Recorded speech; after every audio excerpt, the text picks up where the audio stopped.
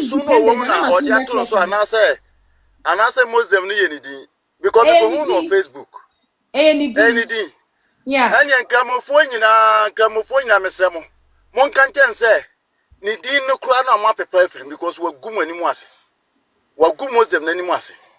Because what ho enne de wo se dwoma ama ma yemfa brembia ma no ne ye obi bi ka yenko institution anase agency. It is that one na adote wo ne de. Na sata na agency bi ani Ghana ho. Ebia. Na de no na ye agency no. Na na ebibia he. Aya na dru ba bia. Ya na ye de ema akatam oni mu bi wo ho no mu kura mema sunti yesanke ye mo aketimi ye mo mema lai. Ebia ma din na dam so. But mema suni kura mo. How come say ensuo say enipa no DK Fire. Shami Mamuz man or transgender. Oh, okay. Entina ekubi bona nim ho no. Asama mu ye du mo ke. Mo ma tinya ko prove. Me do nya me mamu. Me se mu mienu nyina. Then how? Mo gba wo se me ni mo ha. Me se me ni IP address. Enne ya ka che mo say. IP address. Okay. Allegedly. Allegedly, you will say, na bibi bona nim to work can na me fi say okay say ma so wo e wo eno ye fe na de ne twu enti ebia na enu bia enti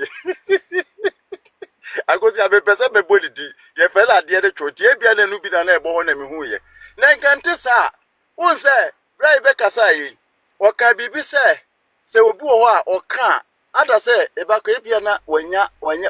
na adwemu ha no na wo yale by girl ne de won say etwe na ebo ho ninti no aya na woto na se eka no a na ayen so mekasa na nke obi pa Muslim din da udin so eda wo so na wahu se nsuo sai because enka Muslim somno de anase din kura de ato so no enka kire se asundwie ene pepeleye enti John Mahama ye bibi na nya bole bamboy devil aka anofia bidini pa be she botom wentimi enhu anse kira nka nkire no na wote wonu say defend a ene agency no ye de bema wa na agency no nti wa nkasa ene esomu na je Madam Muslim agency enti wo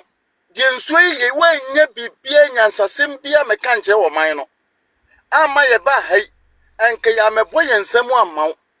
ya meye watu nemu we na abeka ye de a wagu abusuafo ani mu ase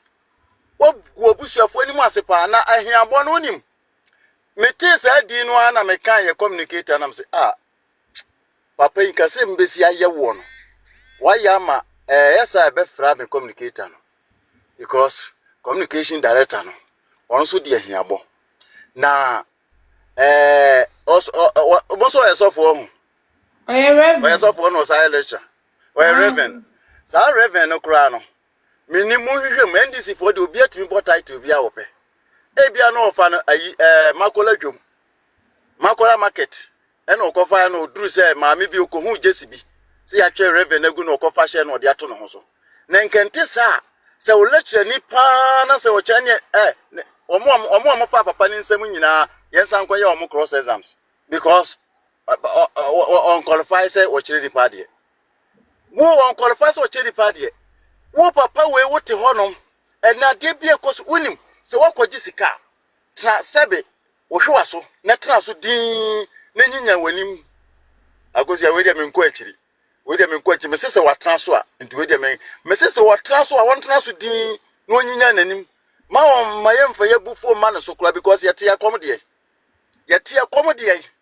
enu nti ma won mayemfa because enne Yokohama kura no bayira yakitwa no setai enne kura untibi nto obi me say akosu ya na mo Ghana no edru baabi pa etetiri mu honom na yetwi makoni banchi bi baaya na sa banchi no yeni eso satam community na fedin yetudi ebi ena John Mahama tam so asi obi kura gale wonya bi ni wadi wote adwe no ho a wo se me ye lecture nti no mabeka nsem hunu he wo lecture we say he woni ni control wo de me di asi ande ye mfante kasa Yeah, that's Akuya. yeah, I mean shamo. I go see a man to bump into the when you da ho because it's a meant to Jessica. Me That's a man your boyfriend na for obi from. Dike, yeah, that's. Drop me home. And the member commando. And the member commando and chatting. There's a blackmail abem. Where I am, Edu, maybe I talk as an enko. After you, of course, your time you do after dinner. Honorable laba. Agosi asusu yen blackmailing no sa. O dike fa on to me blackmailing me. Me say chama buga se o ti mi odi. So o say blackmailing. You abusia for me church obi bia na. Ya Josu. Anka ayi lecturers. I was like Ghana ye yem labi se we lecturer memma. Ana se obe wale kura na o sori anapa. Na se wo ba be ma speech bia wo se di nka hwehwe wa dwunu ansa. Because obi o ha ye hwehwe na yebu na ne one ne yiraku. Into where the buffo na no de ababe gina no aka nkwasi asem bia na woko ana obo no onitima sa ye sister na no Shamira o se hwan no sa Muslim lady menye sure say oyoba because enko oyoba pa oyoba nim say ke makura de anka mu abadai say ade bi sei na say ade bi nkoya mu na anka mutimi pe muka na wo ba pa wo mpa oyoba de e bia oni ba because oni benti no onya badaye mfa ma nipa because when you say you should say enkofu owu eni ade untimi nka ho asem said president ya wo ye ne nye that means also ska na ye de ma no opeche say friend say kra na e betena asem na ka moti Ghana ho no mo ehunu de ekọ ukrom sirem enyoma pi na ekọ so enye adenti na obi timi free ni krom ana from mindful for so etimi boru Ghana etimi bachi nipa wo ho ekose ye de ni koye krom aden chese emra bia ni Ghana enti wo ye Ghana ni na wote ho no mo a entina ho se aban no no national security no wani da so because ene se bibi to na se ye ba bachi wa obi en ka hwe so wo didi afa bi to ne to etuo bia na wato na de bon man ban because national security o mutimi mboa wo sesa se de atem didie Kevin Taylor si di atem na mahama ntimi anka hwe ankyele no asesia ate asese atese no sa na bedroom lebi no so obi metuo so a obi ntimi nka hwe because ye mpanimfo no kura ye from say professors no first panam nim say ka obi afudu na no anim nyansa pa ana obi a wonka wo say professor kura de ka unyansa no dura chiri but na mahama regime ye timi hu say professors bebre na agimi na ka wa hu say insure say Moses Nanado declare state of emergency when declare enti mahama bai na edi na si ho kwan say o declare edi na si ho kwan say o declare muso mo gira ho na maye mafo no say de awurade hu de say ye koso wo Ghana ho enuama bebre na say enkwala ewu say hwe Ghana mahama regime hwe nipa free boko etemale bebia mahama free almost 13,000 people akwakoye refugees e wo Cote d'Ivoire dudu say na akwaye refugees e wo Burkina dudu say na akwaye refugees e wo Togo na do say san kofo we nyina akọ no no sa o man no so munyo enti we enko we mu no makọ no o mu ko hua tioto ene ade yes mom say momra Ghana mo ba Ghana ho no mu a mumra mekum Ghana fo a ede ne besi ede ba di pa ne besi e wo o man say Ghana nye safe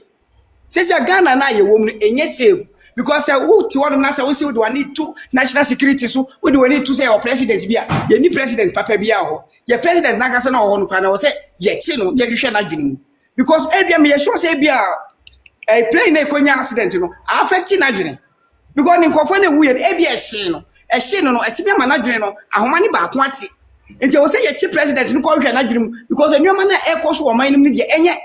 ye sure say say what's a excavators and the almost 500 and the diaba say yes alpha message anymore na say we galamsey ni na say we galamsey ni ye see ye ku a ye nsie wo ho ana ye fa wonsie nsuom but China ni de oba na obetu a eye aden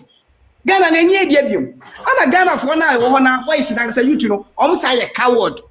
because when you coward aden na China ni fi ni krom no aba asase ye wo dia ni apam wo fi so yes China ni ntu enti China ni no onim ho epom wo chel wonim ehoche wana wonim ba bia wugina obetimi atotai wonim ba bia wugina obetimi aye bibi masa sese emlaso se wo ye youth a wona konje woman entra wo se omampani no o say woman no wonim se only 4 years after 4 years no o mabiem enti wo ba be say wo man na wa wo ye youth e wo sa ko situation wo no wo na pere say o je wo man na si wo because ensuo na e say no o ma pani no obetimi akransuo from brochiro anom na wo be ye den wo be ye den enti emla so say youth na ye wo Ghana no ye na wo say ye ka ye ntoma bom na so o ma pani bi ya de anya ye nye demonstration fentia so we hwe na so be a judge na so be ye nkwase asema ye nkwosi ne fie ye si mi ye sa fia Debbie abitie tie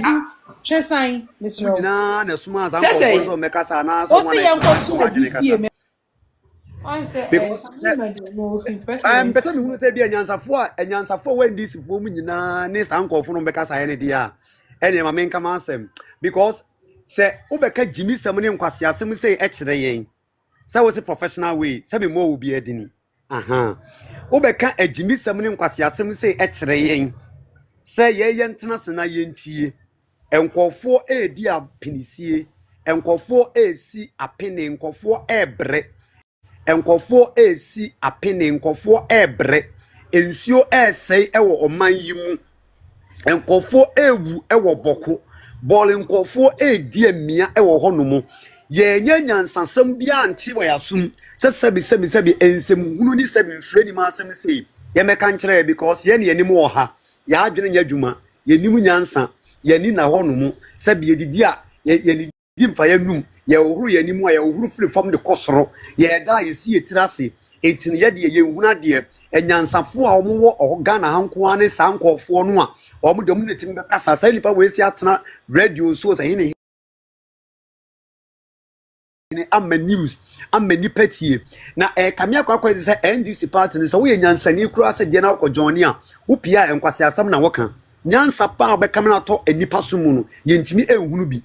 hwe ye wra fi ohun ye kan se ye be ka kire ye se Nana Adankwa Akufo-Addo wo ye Nebukadnezar wo man ma watena wo no mu ahwema enkofo etu galamse a ye se ye shi excavators ne ma ekeka ka ho ye tia se na ye nya hana bisiu eye ne ho se de Lufthansa anya engine fault wo wiemu ekọ eye galamse site ekoye eye sa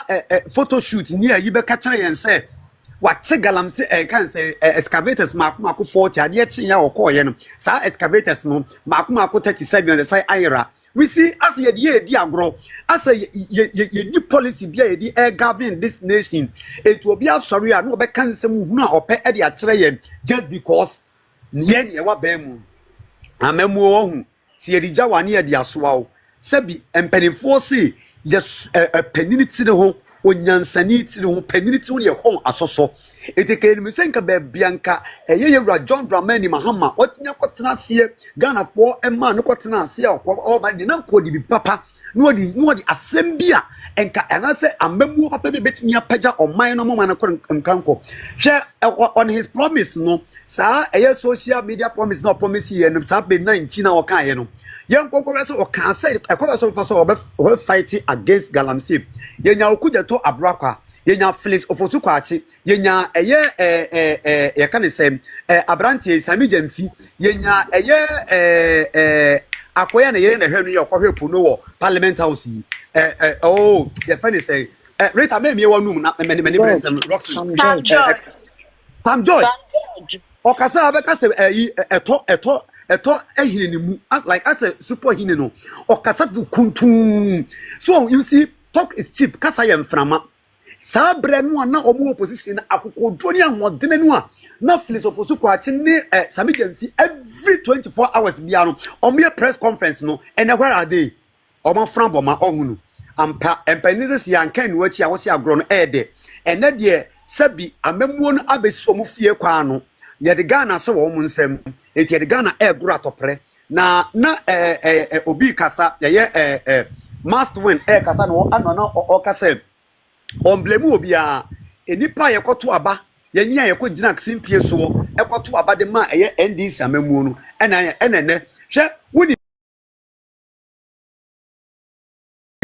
me say ebra me hunu se Nana Adankwa Akufo-Addo Nyankopon otua kantem ne se majampa ye bokora mebrebo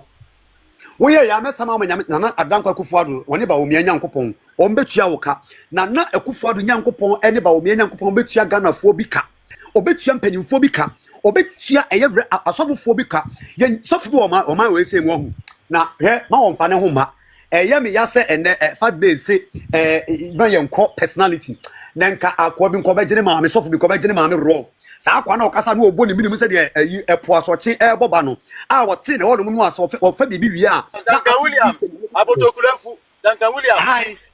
sa nko fo bi mu no a obo nya ho kwan na ene o mo hye parliament na obeye politics a your politics na ye de ba na ye de aba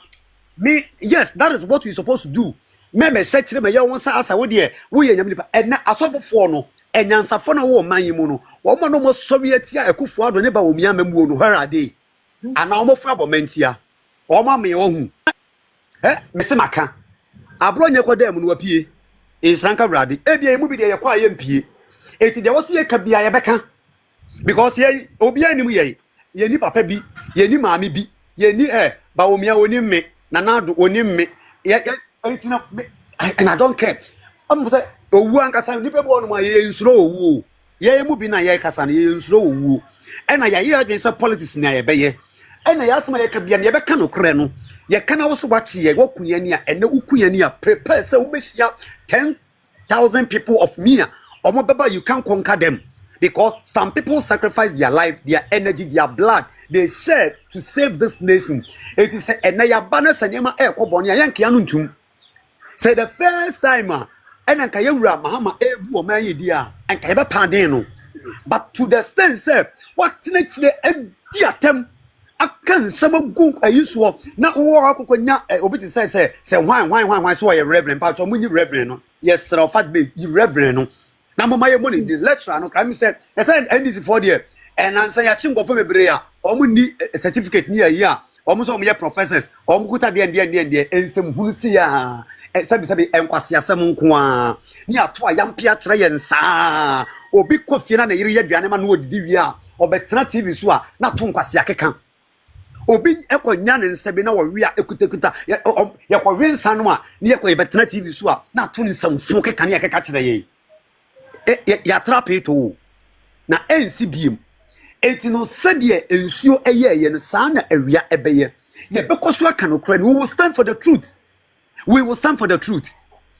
Yet to me mu na Akufo Addo eka se what the presidency grab to so na konya beto so let's about fighting against Galamsey obeye edi ensem obi jeto abra kwayo no ko bubu nsuo ko tena ATV so no enyu ono a eno hinefa adi mo no aka ne your bottle mu na kita bottle ba 20 adi mo no aka ne sintu ye kra wo jere dada eti na eso oni ha